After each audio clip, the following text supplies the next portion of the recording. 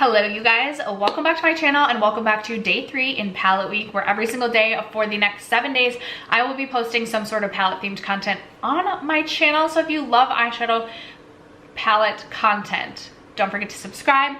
Today we are ranking the 31, I think it's 31. Today we're ranking the 31 eyeshadow palettes I would declutter if I had to declutter one from a brand. So yesterday's video was if I had to declutter one eyeshadow palette from each brand in my collection, which palette would it be? And today I'm ranking those palettes for you, because I will say there are some palettes that I had to make very tough decisions about decluttering, and there's some palettes here that I really love. Plus I'm always looking for new ways to rank makeup. So I thought this would be a great excuse to do that. I will say I'm not loving the way that my eyeshadow turned out today. I used the Glamlight Rutro Raggy palette, and I wanted to finish my testing process for this palette, so I still needed to use these 4 shades right here, and I don't love it, but that's okay. The reason I'm explaining this is because I'm not gonna take my makeup off because I don't love it, to redo my makeup to then film. Sometimes we just don't love our makeup, and that's okay. All that being said, we talked a lot about decluttering these first 3 days of palette week. So if you like talking about decluttering, if you like palette content, if you like project planning content, I hope you'll consider subscribing to this channel. But other than that, let's get into how I would rank the 31 palettes I would declutter from my collection. If I had to choose one from each brand. Let's get into it.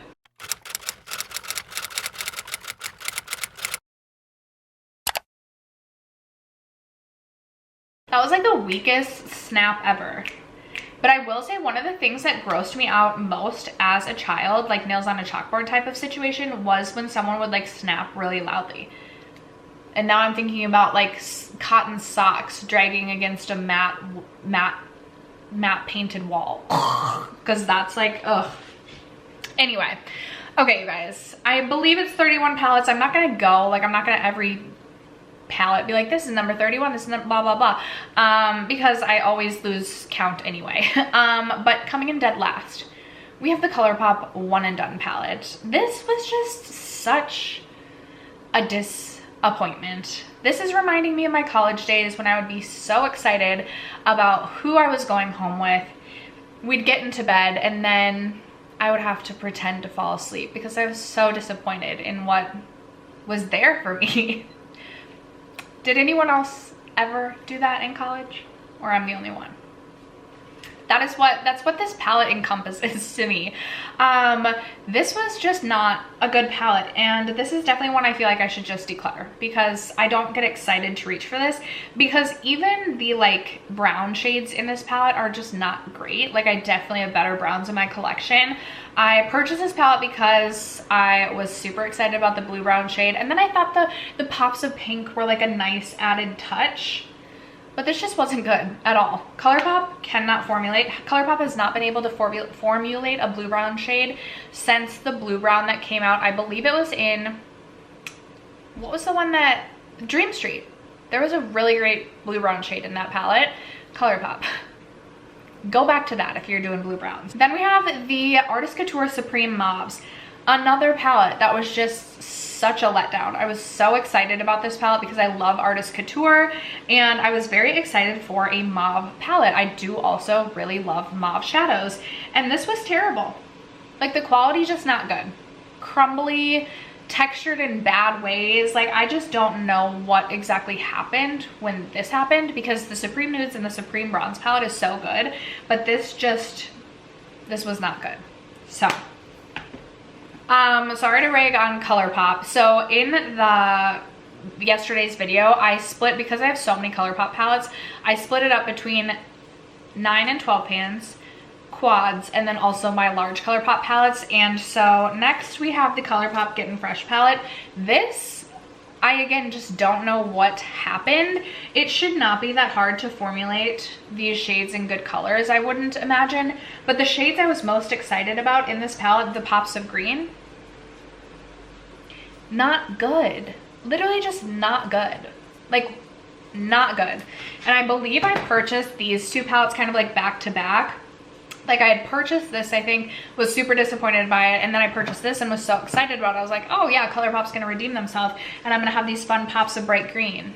No, it was not a good situation either. Speaking of palettes that should have been good and weren't, we have the Natasha Denona Zendo palette.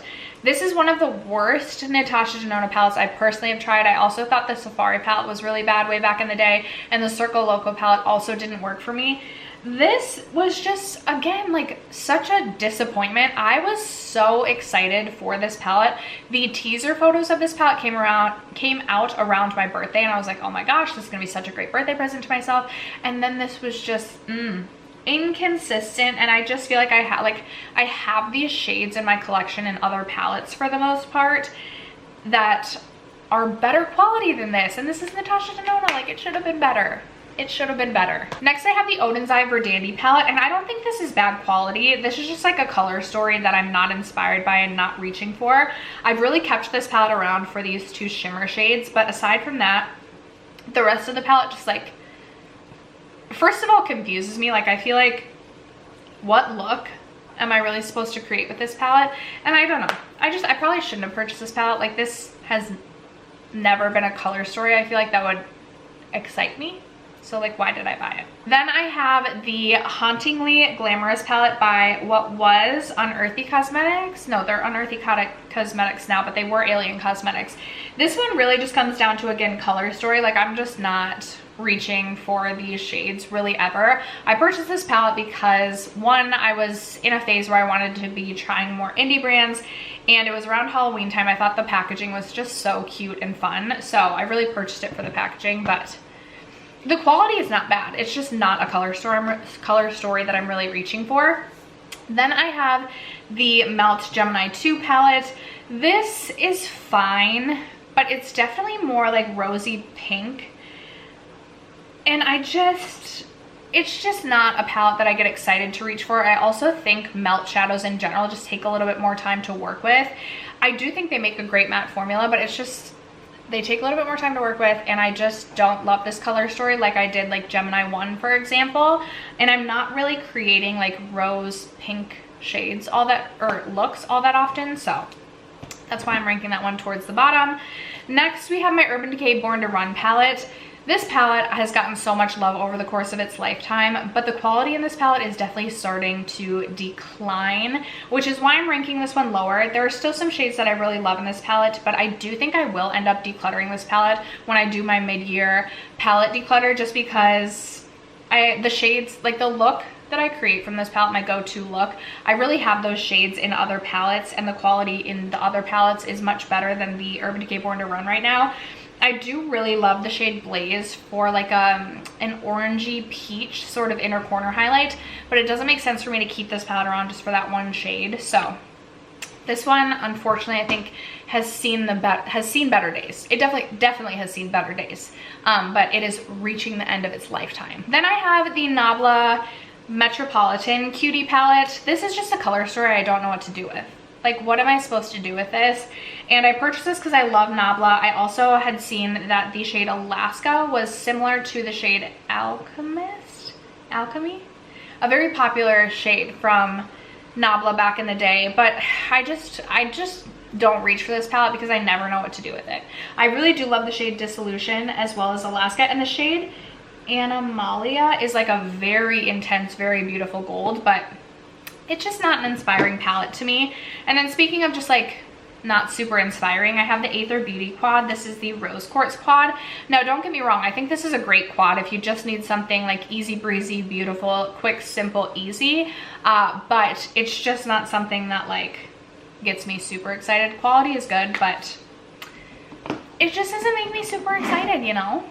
Next up, I have the Alter Ego Harmony palette. This is a really beautiful palette. It is a dupe for the Natasha Denona the Natasha Denona Retro palette. I do like the shades in here, but I prefer, like, I like mauves, but there's a time and a place. And every day I like more like neutral browns or even warm browns. So that's why this one's kind of ranking middle towards the bottom. And then next, I have the ABH Norvina palette. This is a palette that I just never quite get the look I have in mind when I like go into creating a look. I just feel like I'm always a little bit disappointed in the looks that I create. But I also have gotten so much good use out of this palette that I find it hard for me to declutter. I only have 2 pans in this palette, but feel like I could pan so many more shades. And every time I think I'm ready to declutter this, I'm like, but the shimmers are so pretty. And I end up keeping it around, but not my favorite, and never really was my favorite from ABH. Then I ranked the Moonspell palette by Lunar Beauty. This is a really beautiful palette. It's a really fun color story with your pinks, or your purples and your greens, but just not an everyday color story for me, which is why I'm ranking it kind of in the middle. Then we have my Natasha Denona Mini Gold palette. Oh boy. Oh yeah, the shade always falls out on me. This is what my palette looks like. This, I was so excited when this launched because I love green shades, but I just don't like the way that the mattes blend together in this palette. And when you have 5 shades, it's like I really want those 5 shades to work well together. I don't know, I keep this palette around for the green and the gold, but aside from that, it's just not that, I don't like it that much, you know. Then I have this Pat McGrath quad. This is the Venus in Floors, the Voyeuristic Vixen quad, and this is what this looks like. Honestly, you have your special shade here, which is so stunning, but aside from that, this is just really nothing special. Like, the color story is nothing earth-shattering. Like, it's a fun quad to have, but if this was gone, I wouldn't be super upset about it. Then I would rank the Sigma Untamed palette. I do really like this palette. It is more grungy, but I love the shimmer shades in here, and even the mattes I think work really well together. It's just not a color story I'm reaching for on a very frequent basis, which is why this is one of the palettes I chose, or which is why this is the palette I chose to declutter from Sigma. Of course, if I had to declutter, I'm not actually decluttering it, but I still think it's a nice color story, good quality palette, and I do still like that one.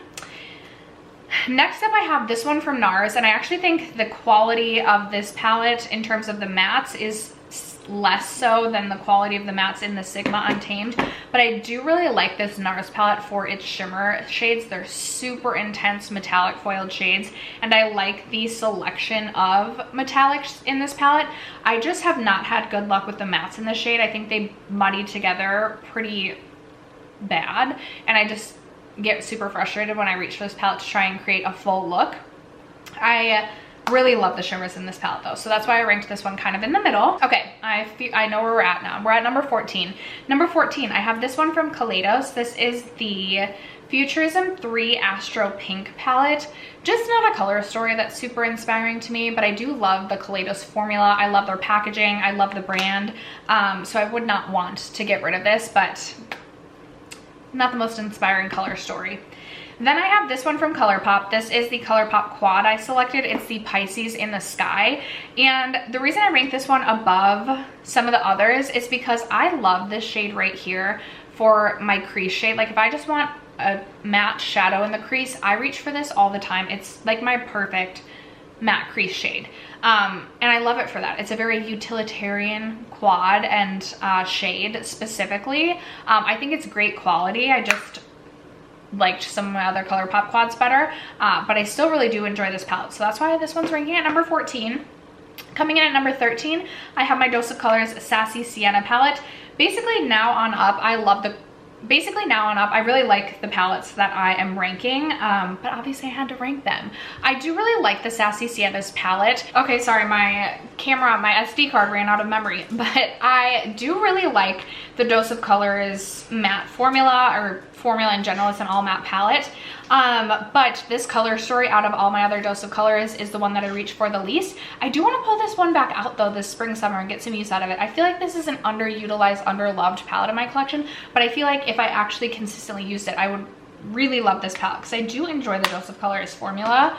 That is a very old palette in my collection, as is all of my Dose of Colors palettes. Coming in, I think we're at number 12. I have the BH Cosmetics Weekend Festival palette. Can you guys even believe that I chose this palette as one I would declutter? Because this palette has been with me. It's one of the oldest palettes in my collection.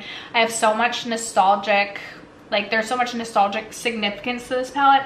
I don't know that I would ever really be able to declutter this one, even though I also included this in my palettes on the chopping block. I do really enjoy this palette. I definitely have a signature go-to look. I don't get a ton of use out of all the colorful shades. It's not like an everyday palette for me, although I can make it another everyday palette with the look that is my go-to look. But there's just a few others that I feel like would be more appropriate, ranked higher. So next I have the Too Faced Pumpkin Spice palette. I do really like this palette. Overall, I think the quality is really good. There's a couple of shades that are more like crumbly and more of like a lid topper, but I still enjoy them. The one that sticks out in my mind is Want a Piece of Me, this purple. I've had some fun creating some colorful looks with this palette, so that's why this one's ranking higher. I would be sad to declutter this one. The Too Faced decision was one of my harder decisions to make. Next up, I have the Lawless Baby One palette. I do actually really love this palette, especially if I'm wanting like a pinky mauve look. I love the two shimmers in here. I like this for an inner corner highlight. I like this all over the lid. I love this pink matte shade. It's one of my favorite matte pinks, matte like rosy pinks in my collection. So that's why that one is ranking higher. Then I have my Huda Beauty Nude Rich palette. And I do really like this palette. It is definitely a little bit deeper, so that's why I chose this one as one I would declutter, but I still love the Huda formula and I love the shimmers in this palette. So this one still gets ranked higher out of the ones that I would declutter. Then I have my Rowan 75 Degrees quad. This is a great quad. I just prefer the 1111 in terms of color story, but I still get a ton of use out of this palette, and I've actually had so much fun this year pairing this with my ABH Sultry palette. So this one definitely would be one of the higher ranking, obviously, palettes out of the ones that I chose to declutter. Coming in at number 6, I have this one from Glamlight, because as I was decluttering, I was like, this is still like a great palette, especially for a colorful palette with really bright shades. Quality is so good. Glamlight always amazes me with their quality, except for I wasn't super impressed with the matte blues from the Scooby palette. I wouldn't have wanted to declutter this palette, but I had to choose one, and so that's why this one's ranking higher. And while this isn't an everyday color story for me, if I am wanting a bright, colorful look, this is definitely a palette I am reaching for. So we're on to my top 5 palettes of the ones I would declutter, and it really should come as no surprise because I love the top 5 brands. Like, I just think they're solid eyeshadow.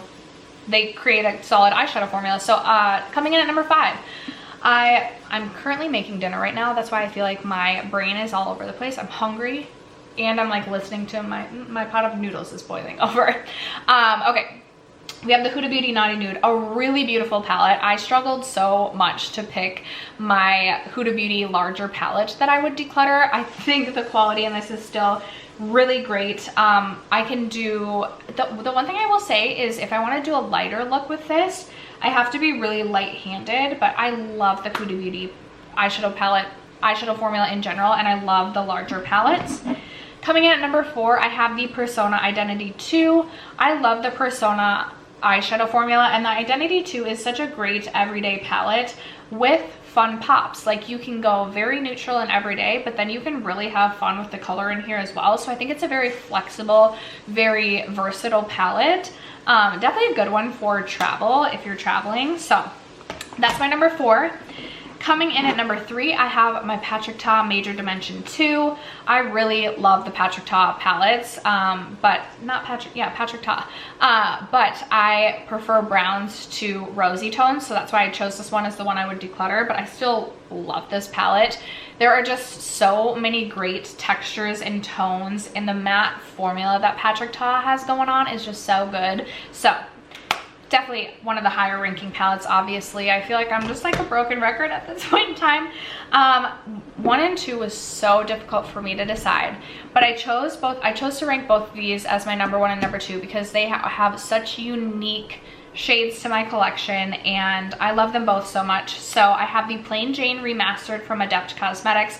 Adept has such unique textures and such a unique formula and really beautiful duochrome and multi-chrome shades. You really just can't go wrong. I just preferred the other 2 Adept palettes that I have in my collection, so I had to make a very difficult decision and declutter the Plain Jane Remastered, but I obviously wouldn't want to be without this one in my collection. And then my top ranked palette out of all of the palettes that I would have to declutter if I had to choose one, blah, blah, blah, the Danessa Myricks Lightwork Volume 3 palette. I say this all the time, but this is just such a unique palette. Truly, I have nothing like this in my palette collection or my single eyeshadow collection, and I love every single shade in this palette. I have so much fun and get so excited to create looks with this palette, and honestly just create a look based around one shadow in this palette. I know last summer I was having so much fun playing with this palette and just creating so many fun looks. So I absolutely love this palette from Danessa Myricks. I would never actually declutter this, and this would 100% be the top ranked palette in this video. But after that, it smells like we're about to possibly set off the smoke alarm because my water is boiled over and now we're like smelling like burnt water. So I better go take care of that. That is going to wrap it up for today's video, ranking all the palettes I decluttered. If I had to declutter one from a brand, I would love your guys' feedback down below. What other eyeshadow content do you want to see from me? If I don't squeeze it into palette week, you guys know I'm always uploading eyeshadow palette content anyway. I just love talking about eyeshadow palettes. So let me know what you want to hear next. But that is going to wrap it up for today's video. Thank you guys so much for sticking around to watch, for supporting me, for supporting my channel, for supporting palette week. I love you guys so much, and I will catch you in tomorrow's video. Bye.